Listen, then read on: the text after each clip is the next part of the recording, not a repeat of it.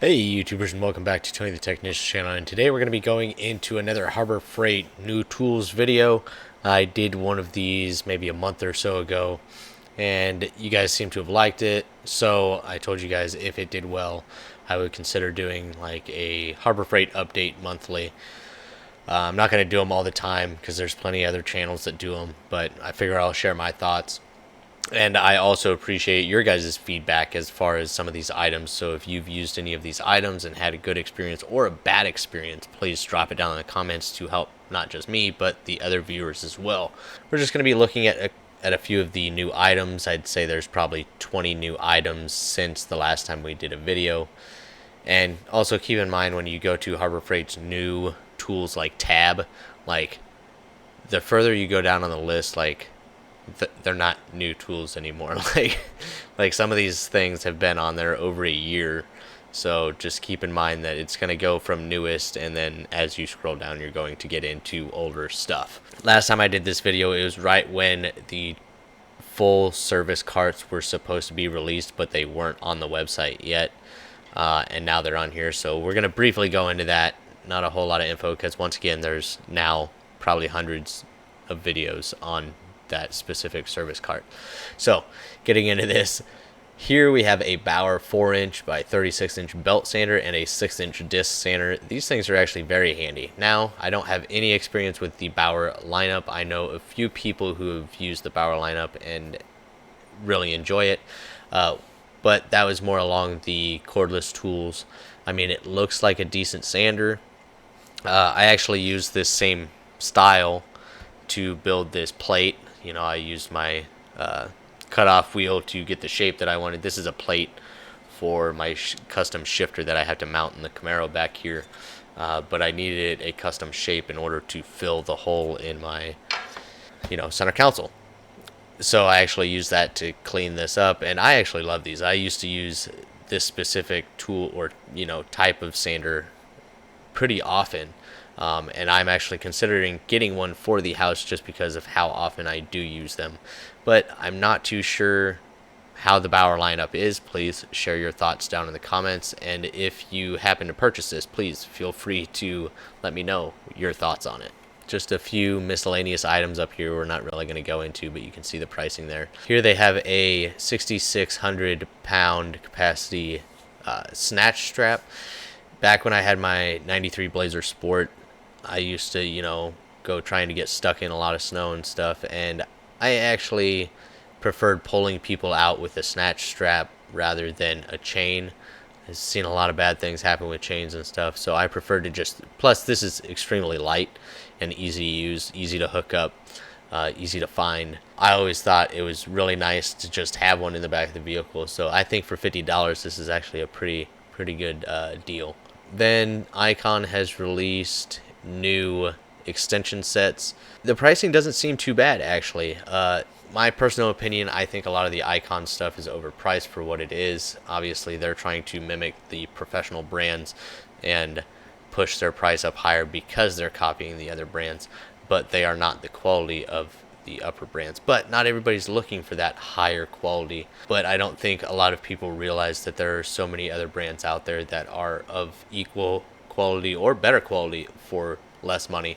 But there are certain Icon items that are actually a good deal, and I think this is one of them. Now, when you look at it, it might seem pricey compared to Harbor Freight's other extension sets, but when you compare this to other, just normal tool brands that you know of, not even Snap-on and those, they're decently priced. They're probably where they should be.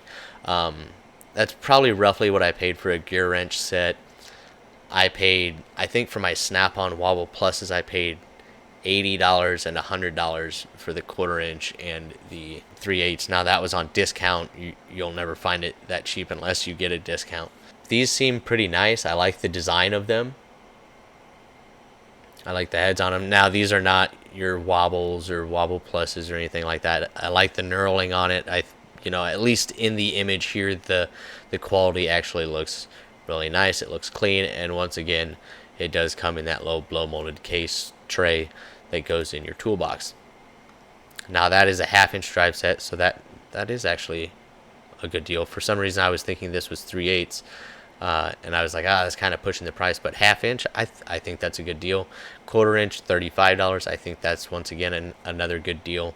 So you get a 6-piece set for the quarter inch, and once again you get that nice little tray. So as far as Icon's extensions, I think they're priced fairly well. Then you have some Doyle Electrician Pliers. I actually have some similar to this, made by Fujiya, Japan plier made company, and they're fantastic. You got some wire splitter designs here, small open jaws here, some cutters, and then your straight teeth. So all around a good set of multipliers. There in the cutter, you can see this little cutout right here, and that's actually for stripping wire. So that can be a pro or a con. Sometimes when you're going to cut a wire and then you put it right on there and it doesn't cut the wire, you just end up stripping it. And then this part is for splitting wire to help you separate two wires, let's say speaker wire or anything like that. So a nice little set. Actually, I've heard a lot of great things about Doyle pliers, and for $15 I think it's a pretty good set. And then just a few more miscellaneous items, and then you get into your full service carts. I wish they would have had a white, because if I would get the 5-drawer service cart, I would pick up the white.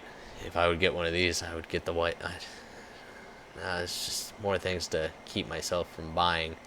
But I'm not going to go over and do a full review on this or anything, because there's plenty of them out there already. But I think they did a good job. I think quality-wise, I've heard nothing but good things. Casters seem to be good. The idea or the engineering thought process that went into the box seems to be thought out. You have full-length bumpers on the sides. You have the black trim that a lot of people really enjoyed. You got 2 struts up there. You have a kind of a different little design for the plug if you want to run electrical through there. Now this doesn't, if I remember correctly, include any electrical, no power strip or anything like that inside of it. The locking mechanism is just generic, nothing fancy about that.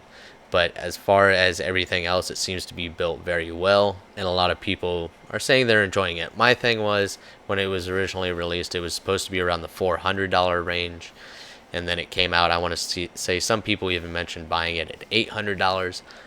I think the price probably killed it as far as like how many people were going to buy it, because a lot of people were expecting the $400 to $500 price range, and it's $700. It's probably a little bit more than it should be, and I think that's just due to the 5-drawer service cart being so popular. But they can't just shoot the price up on the 5-drawer service cart, because people will just stop buying it.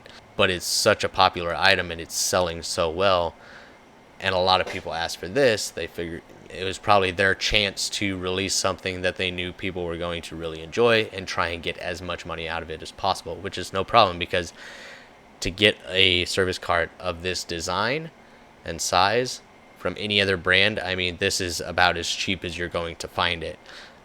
So you're getting a good quality box, but it's just not as cheap as everybody would have liked it to be. I would still probably consider purchasing it at that price. I think my Matco service cart was around $1,200, and it's really, it's a really nice service cart. But if I would have had to choose that and this at the time, it would have been a hard decision. So I can definitely see how these will definitely still sell really well, just not as good as if it was $400 to $500. Obviously. Let me know your guys' thoughts on this full drawer service cart, your thought on the pricing and all of that. And that's really it as far as the new items compared to the last time we looked at Harbor Freight's new tools. So I really hope you guys enjoyed. Once again, I just mentioned a few of the items that are new, the ones that I would actually consider buying or think about purchasing. But please, if you have any experience with any of these, or you're thinking about purchasing any of them, please share your thoughts down in the comments below. And if you guys enjoyed, hit that thumbs up. And if you haven't subscribed, please consider subscribing. I'll see you guys next time.